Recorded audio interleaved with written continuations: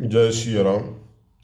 लाल देह लाली लसे अड़धर लाल लंगूर, वज्र देह दानव दलन, जय जय जय कपसूर। बोलिए हनुमंत बलवंत महाराज की जय। आज मंगलवार है 24 दिसंबर। आज मित्रों, हम आपका अपनी YouTube चैनल ग्रहचाल पर हार्दिक स्वागत करते हैं। आज हम एक नया विषय वस्तु लेकर आपके समक्ष उपस्थित हुए हैं। क्या होता है कि हमको दैनिक कार्यों में या अपने भविष्य के या अपने अंतर्दशाओं या खराब ग्रह दशाओं के बारे में या शुभ दशाओं के बारे में जानकारी करने के लिए हमको विश्लेषण हम स्वयं सीखेंगे। तो आइए सीखते हैं ज्योतिष। हमारा दैनिक भविष्य फल कैसा होगा। मित्रों, 12 राशियां होती हैं और 27 नक्षत्र होते हैं और 9 हमारी ताराएं होती हैं। जन्म की 9 ताराएं होती हैं। तो ये हमारे जीवन पर बहुत प्रभाव डालते हैं नक्षत्र। राशियों से तो हम लोग मोटा मोटा देखते हैं कि भाई हमारी चंद्र राशि ये है तो हमारा आज का भविष्य फल क्या होगा, या हमारी कौन सी ग्रह दशा चल रही है तो हमारी इस राशि पर क्या अंतर डालेगी।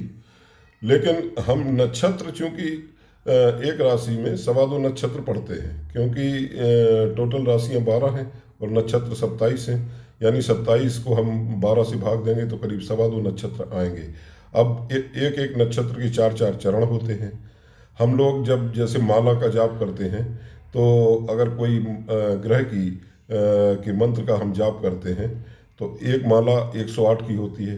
तो 27 जो नक्षत्र हैं उसके चारों चरण से वो माला निकल जाती है, यानी 27 में अगर हम 4 का गुणा करेंगे तो 108 आएगा। तो हमारी एक माला में सारे 27 नक्षत्रों के चारों चरण से हमारा मंत्र जाता है, जो हमको शुभ फल वो नक्षत्र से प्राप्त होता है, क्योंकि मंत्र जप से नक्षत्र प्रसन्न होते हैं। तो मित्रों, ये जो 27 नक्षत्र हैं, हमारा एक जन्म नक्षत्र होता है जो हमारी चंद्र राशि पड़ती है, उसका एक जन्म नक्षत्र हमारे कुंडली में दिया हुआ होता है। और हमारे कुल 27 नक्षत्रों में अश्विनी, भरणी, कृतिका, रोहिणी, मृगशिरा, आद्रा, पुनर्वसु, पुष्य, अश्लेषा, इसके अलावा मघा, पूर्वा फाल्गुनी, उत्तरा फाल्गुनी, हस्त, चित्रा, स्वाति, विशाखा, अनुराधा, ज्येष्ठा और मूल, पूर्वाषाढ़ा, उत्तराषाढ़ा, इसके अतिरिक्त श्रवण नक्षत्र भी होता है, धनिष्ठा नक्षत्र होता है। इनके श्रवण नक्षत्र और उत्तराषाढ़ा के बीच में एक अभिजीत नक्षत्र का भी निर्माण है। अभिजीत नक्षत्र शुभ कार्यों के लिए उसका उपयोग किया जाता है। जैसे हमको कोई पूजा पाठ करना है या हमको कोई अभिजीत मुहूर्त उसको भी निकालना है, या हमको कोई मुंडन संस्कार करना है या विवाह संस्कार में अभिजीत मुहूर्त में किए जाते हैं ये शुभ कार्य। तो अभिजीत मुहूर्त जो है वो हमारे उत्तराषाढ़ा नक्षत्र के तीसरे चरण और जो श्रवण नक्षत्र है उसकी 4 पलियों से मिलाकर बना हुआ है। इसकी डिग्री जो होती है 6 डिग्री 40 अंश से लेकर 6 अंश 40 मिनट से लेकर के और 10 अंश 53 मिनट तक ये मकर राशि में ये अभिजीत मुहूर्त होता है। माह में कम से कम 1-2 बार मुहूर्त पड़ता है अभिजीत मुहूर्त, और वो जनरली दोपहर में 12 बजे के आसपास अभिजीत मुहूर्त आता है, जिसमें हम अपने शुभ कार्य कर सकते हैं।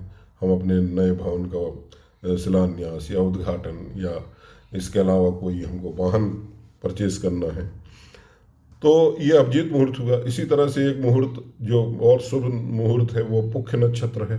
पुष्य नक्षत्र में हम विवाह वर्जित हैं, बाकी शेष काम शुभ काम हम पुष्य नक्षत्र में करते हैं। पुष्य नक्षत्र में क्या है कि पुष्य नक्षत्र का जो स्वभाव है वो जल्दी जल्दी फल देने वाला है। जैसे हम मान लीजिए कोई व्यवसाय शुरू करते हैं तो उसमें हमको जल्दी जल्दी धन लाभ होगा। इसी तरह से मान लीजिए कोई अगर नौकरी ज्वाइन करता है तो उसको नौकरी में फटाफट प्रमोशंस मिलेंगे पुष्य नक्षत्र में, अगर उसने नौकरी को ज्वाइन किया है।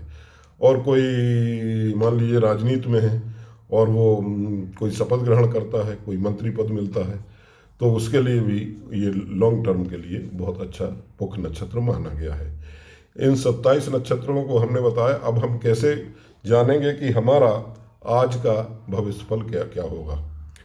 तो इसमें जातक की जो चंद्र राशि होती है, मान लीजिए किसी जातक की चंद्र राशि वृश्चिक है और उसका नक्षत्र अनुराधा है, तो और आज आज का हम चंद्रमा देखेंगे कि चंद्रमा आज किस राशि में गोचर में है, कर रहा है और किस नक्षत्र में है। राशि उतनी महत्वपूर्ण नहीं है, किस नक्षत्र में आज चंद्रमा गोचर में है। मान लीजिए आज 24 दिसंबर 2024 है, तो आज चंद्रमा चित्रा नक्षत्र में है और जो अनुराधा नक्षत्र है वो वृश्चिक राशि का है। तो हम क्या है कि ये नक्षत्रों के क्रम होते हैं, जैसे नंबर 1 अश्विनी, नंबर 2 भरणी, नंबर 3 कृतिका, नंबर 4 रोहिणी। इस प्रकार से 27 क्रम इसके फिक्स हैं। जैसे राशियों के क्रम फिक्स हैं कि मेष, वृषभ, मिथुन, इस तरह से मीन राशि तक जो क्रम फिक्स है, इसी तरह से नक्षत्रों के भी क्रम फिक्स हैं। तो उन 27 नक्षत्रों को हम क्रमवार देख लेंगे और फिर हम अनुराधा नक्षत्र अगर मान लीजिए है तो अनुराधा नक्षत्र से हम गिनती उसको नंबर 1 गिनेंगे और नंबर 1 से हम गिनते हुए चित्रा नक्षत्र तक जाएंगे। तो ये अनुराधा नक्षत्र जो है वो सीरियल नंबर 17 पर है। तो अनुराधा को हम 1 नंबर 17 नहीं गिनेंगे, 1 नंबर देंगे, एक से गिनती शुरू करेंगे, 1 2 और यहाँ पर फिर 3 4 5 6 7 8 9 10 11 और फिर आएंगे फिर नंबर 1 में 12 13 14 15 16 17 18 19 20 और 21 22 23 24 25 नंबर पर हमारा चित्रा नक्षत्र पड़ा। अब जो ये 25 की गिनती आई, इसको हम पेपर पे नोट कर लेंगे। अब इस 25 की गिनती को हम 9 से डिवाइड करेंगे, क्योंकि हमारी जो 9 ताराएं हैं वो 9 हैं, तो हम 9 से डिवाइड करेंगे और 9 से डिवाइड करने में जो शेष फल बचेगा, उस शेष फल का जो अंक है उस पर जो तारा लिखी होगी वह तारा से हमारा आज का भविष्य फल निकलेगा। या हमें अपनी अंतरदशा या महादशा का भी भविष्य फल जानना है तो भी हम इस 9 तारा पद्धति से जान सकते हैं। अब 25 में हमने 9 का भाग दिया, 9 दूनी 18, शेष बचे कितने 7। तो हम देखेंगे कि ये हमारी जो 9 ताराएं हैं कौन कौन सी, जन्म तारा, संपत, नंबर 3 विपत्ति, नंबर 4 पे है 6 तारा और प्रत्यरी तारा, साधक तारा, बध तारा, इसके अतिरिक्त मित्र तारा, अधिमित्र तारा। तो हम देखेंगे कि इनके भी क्रम फिक्स है कि नंबर 1 पे जन्म तारा होगी तो नंबर 2 पे संपत होगी। इसी तरह से मान लीजिए नंबर 6 पर साधक है तो नंबर 9 पर अधिमित्र तारा है। तो अब हमने 25 में को डिवाइड किया 9 से, तो 9 दूनी 18, शेष बचे 7 नंबर पे कौन सी तारा लिखी है, बध तारा। अब बध तारा का इन ताराओं के परिणाम क्या होंगे हम कैसे जानेंगे। तो ये बध तारा अशुभ है मानी गई है। एक जो जन्म तारा 3 नंबर, 5 नंबर और 7 नंबर, ये 3 ताराएं अशुभ मानी गई हैं। जो 3 नंबर पर विपत्ति तारा और 5 नंबर पर प्रत्यरी तारा और 7 नंबर पर जो बध तारा है ये शुभ नहीं होती हैं। तो ये जो ताराएं हैं ये क्या फल देती हैं, जैसे जन्म तारा है, जन्म तारा अगर आपका मान लीजिए आपके नक्षत्र से और जो गोचर वाले चंद्र नक्षत्र जो आज का है उसकी गिनती मान लीजिए 10 आई, तो आपने 10 को डिवाइड किया, 9 से 9 एकम 9, शेष बचा एक नंबर हुई तो 1 नंबर जन्म तारा होगी। तो जन्म तारा का फल क्या होगा, जैसा कर्म वैसा फल। हम आज जैसा काम करेंगे वैसा हमको फल मिलेगा, अच्छा कर्म करेंगे अच्छा फल मिलेगा। इसी तरह से अगर शेष 2 बचते हैं तो संपत्त तारा क्या देती है, संपत्ति, धन संपत्ति। उस दिन आपको लाभ जरूर होगा, व्यवसाय में हो या नौकरी में हो। कुछ नहीं है भाई, आपकी वेतन ही आ गई या आपका एरियर रुका हुआ था आ गया। इसके अलावा फिर अगर 3 शेष बचता है तो विपत्ति, मतलब कुछ समस्याएं आज के दिन आने वाली हैं। इसके बाद चौथे नंबर की 6 तारा है, 6 तारा मतलब क्षमाशील होती है। कोई आपका शत्रु आपसे झुक गया तो आप उसको क्षमा कर देंगे, मित्र बन जाएगा वो, या आपका सम बन जाएगा। इसके बाद 5 नंबर पे प्रत्ययी तारा है। प्रत्ययी तारा में लड़ाई झगड़ा या विवाद होने की संभावना रहती है। और जो 6 नंबर पे है साधक तारा, आपकी साधना पूरी होगी, आपका जो लक्ष्य है वो पूरा होगा, आपने जो आज सोच रखा है, जो मनोकामना आपने की है वो आपकी पूर्ण होगी। इसके अलावा बध तारा में मैंने आपको बताया था, ये बध तारा का ये मतलब नहीं है कि किसी का बध होना है।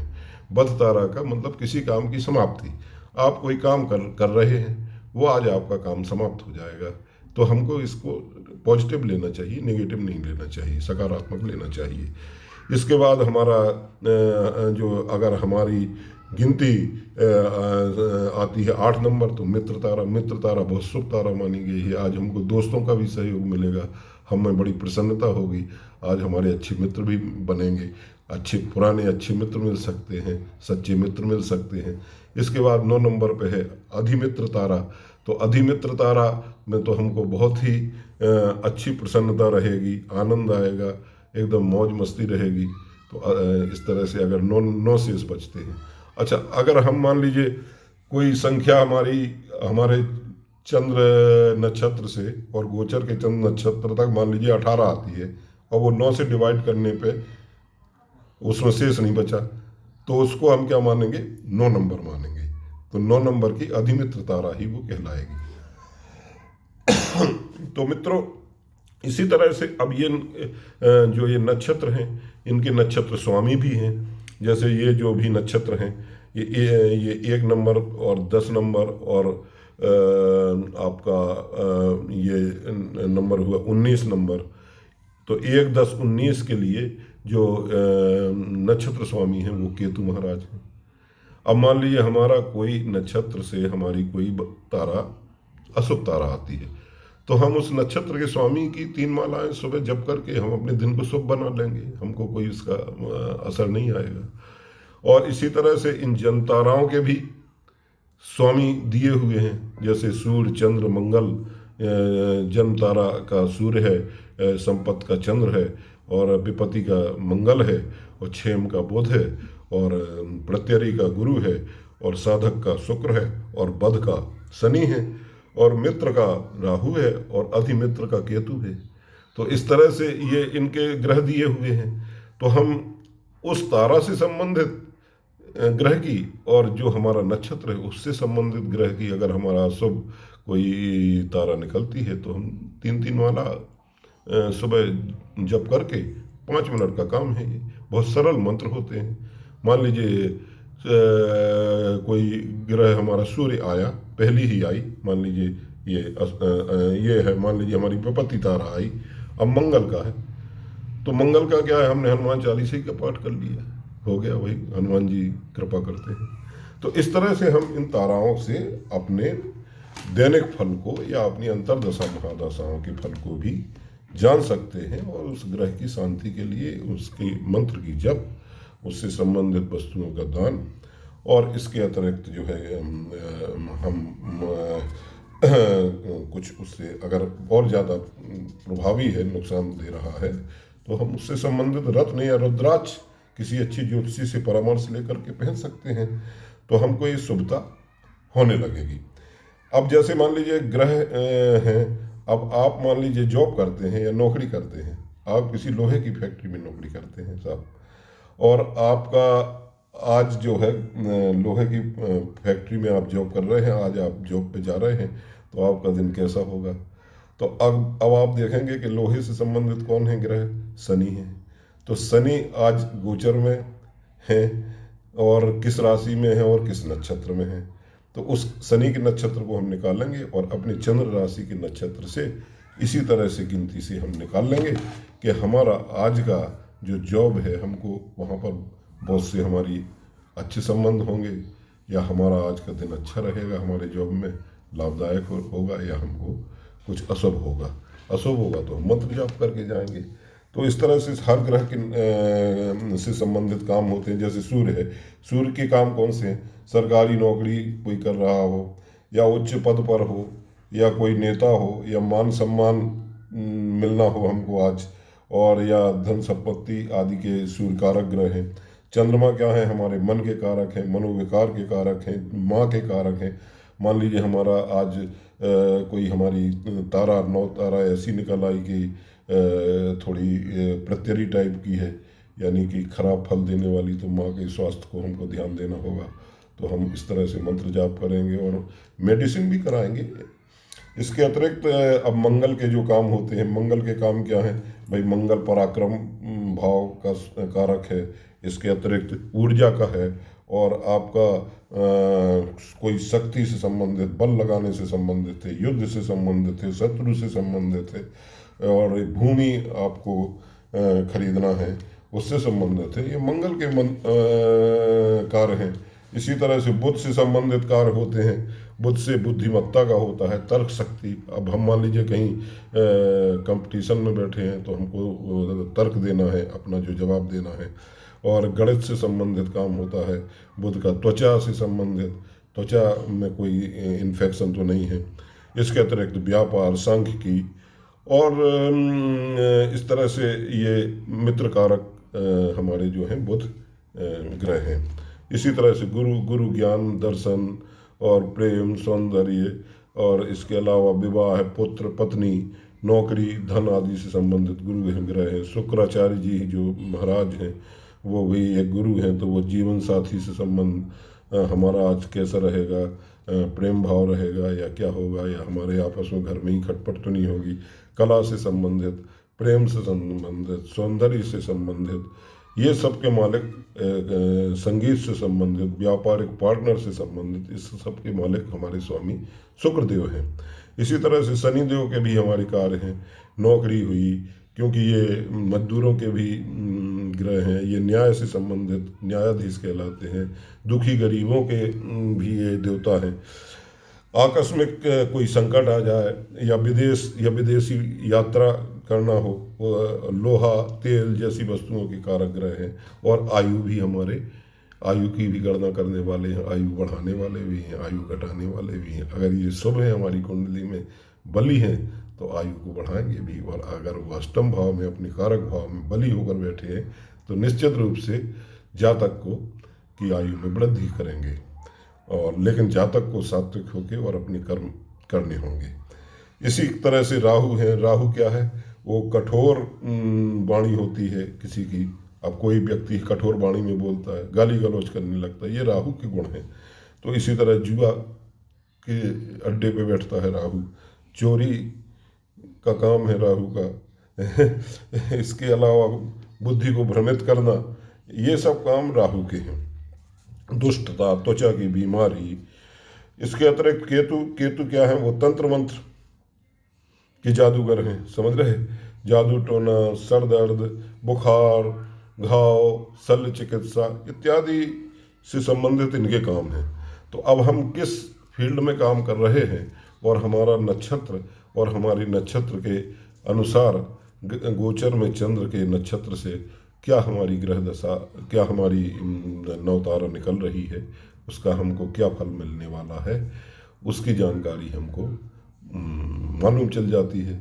हम पहले से भी पता कर सकते हैं कि भाई परसों क्या होगा। परसों का हम देख लेंगे भाई चंद्रमा किस राशि में पहुंचेंगे, क्योंकि चंद्रमा जो है 2.25 दिन में लगभग राशि से निकल जाते हैं। मतलब वो महीने में उनको एक बार हर राशि में जरूर भ्रमण कर लेना है, यानी 12 दूनी 24, 2 दिन में 2-2.25 दिन में निकल जाते हैं। तो इस तरह से मित्रों, हम इन सरल भावों को लेकर आपके पास आते हैं। और आप अगर अपनी कुंडली का विश्लेषण कराना चाहते हैं, अपने बच्चों के भविष्य के बारे में आप दिशा चाहते हैं, तो आप मेरे व्हाट्सएप नंबर या इंस्टाग्राम पर संपर्क कर सकते हैं। आपको शास्त्रानुसार सलाह दी जाएगी, और जो भी दक्षिणा है वो दक्षिणा आपके परमार्थ में लगेगी। ये मैंने पहले ही कह दिया, मुझे कोई आवश्यकता नहीं है। मैं एक रिटायर्ड अधिकारी हूँ और मुझे पेंशन सफिशिएंट मिलती है, जिसमें मेरा गुजारा चलता है। फिर सरकार ने बहुत सी सुविधाएं दे रखी हैं, मेडिकल से संबंधित कार्ड भी बना रखे हैं। तो मुझे पर्सनली ज़रूरत नहीं है। लेकिन क्या है भाई, देखिए, हम ग्रहों को बुलाते हैं या ग्रहों को मनाते हैं या ग्रहों को परेशान करते हैं, वो भी देवता हैं, तो उनको भी हमें कुछ जो है चढ़ावा चढ़ाना चाहिए। तो इसलिए दक्षिणा ली जाती है। दक्षिणा का मकसद ये नहीं है कि कोई हमको उससे लाभ लेकर के या हमको धन संचय करना है। धन्यवाद मित्रों, नमस्कार, जय श्री राम।